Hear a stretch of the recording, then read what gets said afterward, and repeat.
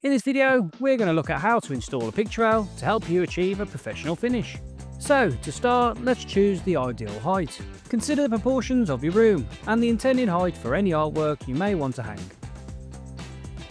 Picture rails are typically positioned 30 to 50 centimeters below the ceiling, but adjust to suit your desired style and ceiling height, and then mark for reference.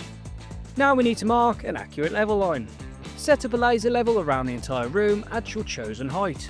If you don't have a laser leveler, use a spirit level, making a clear continuous pencil line on each wall.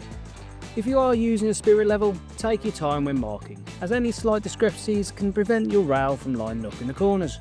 Now that we've gauged the height of the area to which we are working to, we now need to measure the length of the wall and find what angle we are going to be cutting to for each end. Measure the length of the wall and mark the direction of the angle you need to miter the ends to. Because no internal or external corner of walls are perfectly 90 degrees, we need to find what angle we are mitering to.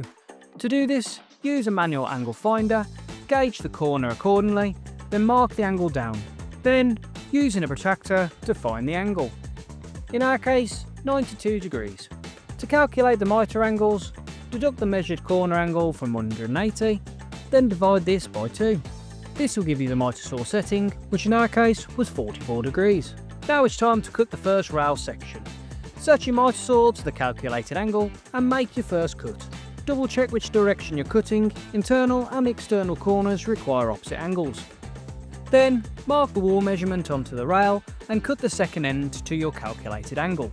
Now the rail is ready for installing. To install the rail to the wall, prepare the rail with adhesive by applying a strong grab-type construction adhesive along the back of the rail. Once applied, align the rail to your pencil line, pressing firmly into place and securing it with a nail gun. You may need an extra pair of hands for longer rails to help keep it level during fixing.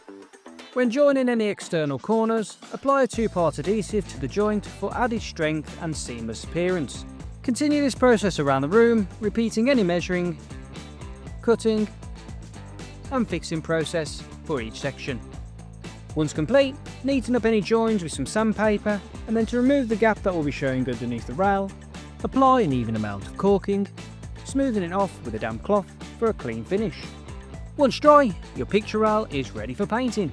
And that's it. Admire your perfectly installed picture rail. You've added functionality and a period charm to your space. I hope this helps.